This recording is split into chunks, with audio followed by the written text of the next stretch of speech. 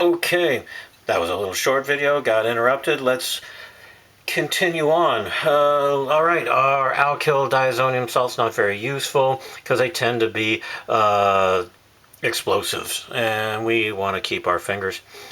All right, aryl diazonium salts we're going to get to. Secondary amines, you really don't want to react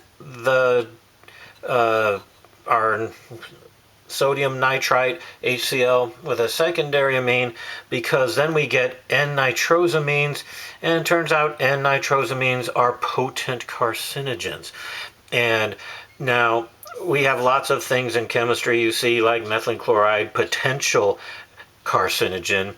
Note, you get rid of the IEL from potential, you get potent carcinogen, and these are just nasty things. This is the type of thing when, okay, you need to study cancer. Well, we have to get some cancer to studies. How do we get cancer? Well, let's get a lab rat. Well, how many lab rats have cancer? Not much. Well, let's feed them some N-nitrosamines. Okay, now they all have cancer.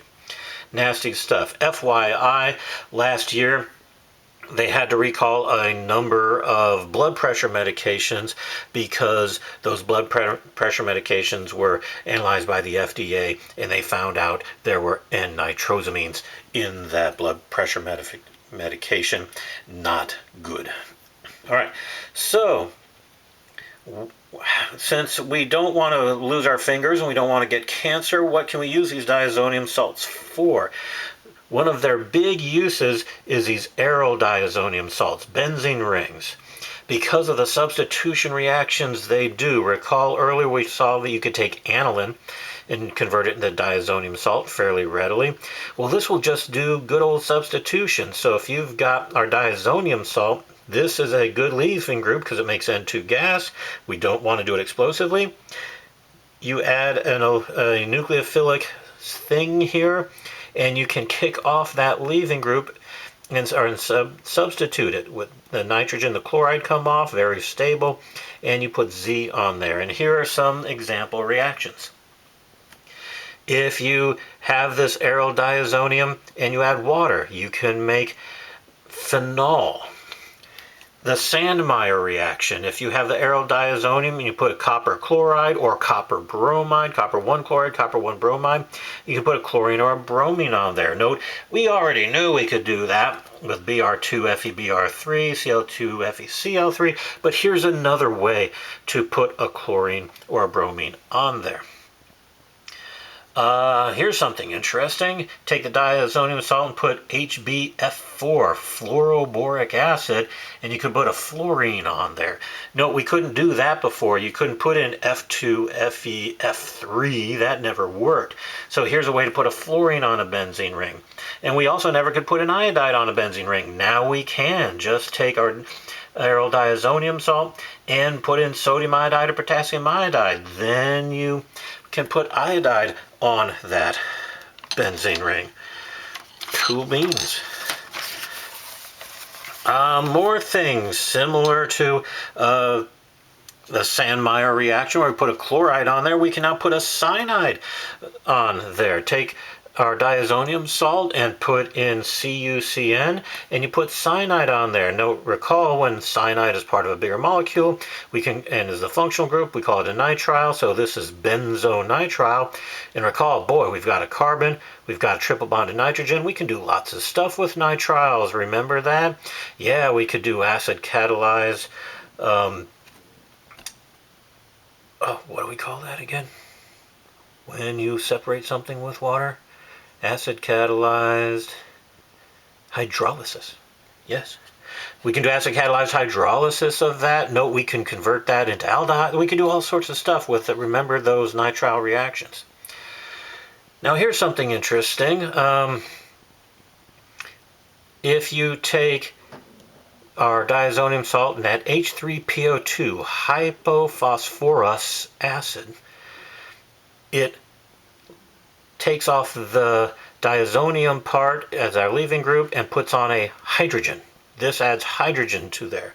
Now the question is, why would you want to add hydrogen here? Well, let's take a look. If you have benzene and you wanted to make 1,3,5-tribromobenzene. How would you do it? Now your first thought might be, well, you put on a bromine, right? Fe2, FeBr3, put on a bromine. But what if you try to put on the next bromine? If you put on a bromine right here first, recall bromine's an ortho-para director. So the next bromine would go here, or it would go down here. And you don't want any bromines para or ortho to any other bromines. You want them meta, but bromine is not a meta director. So you need a meta director. Okay, well, check this out. Well, actually, it's actually, instead of a meta director, let's look at this. What if you took aniline and added Br2 to it? I think some of you did that in lab. Br2 FeBr3. Note, aniline, a very potent ortho meta director, so potent in fact that when you did this in the lab, our aniline added 3 bromines, 2 ortho to the aniline and 1 para. Yeah, you take aniline, excess bromine, and you get this. Well, you can see we're getting close. We've got the bromines where we want, but how do we get rid of this NH2? Oh, that's right. Sodium nitrite HCl converts it to the diazonium salt. H3PO4 replaces the diazonium salt with the hydrogen, and you have it there. So if you start with benzene, simple, benzene, you put a nitro group on there, HNO3, H2SO4, puts a nitro group on it, reduce it with H2 palladium and carbon to the to aniline, and then you're off to the races and you can make that compound. So work on this. How do you make this molecule, this phenol with a chlorine on there, meta to each other? How do you do that? I will pause a second. You can pause the video now if you want to work on it, and then you can start it up again, and here is the method. Cool.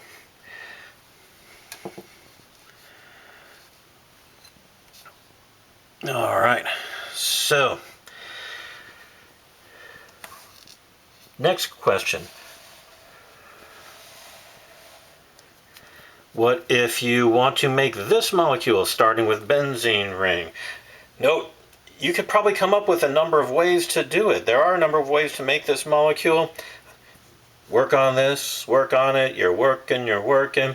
And here's one way to do it. Here is another way to do it, where you start with benzene ring, you go through the diazonium salt, and then you put in you put a cyanide on there, dival H takes it to the aldehyde. Note, the whole key to these reactions is you can put on a nitro group and you can convert it to aniline. You can convert it to NH2. Nitro group is a meta director, so if you need something meta, then you work with a nitro group. If you need something para or ortho, then you work with aniline. So when you put on nitro groups and when you convert it to aniline depends on how you want your substitutions to work out. Okay. That's it for now. We will continue with some other reactions and finish up the chapter in a not very long video coming up soon.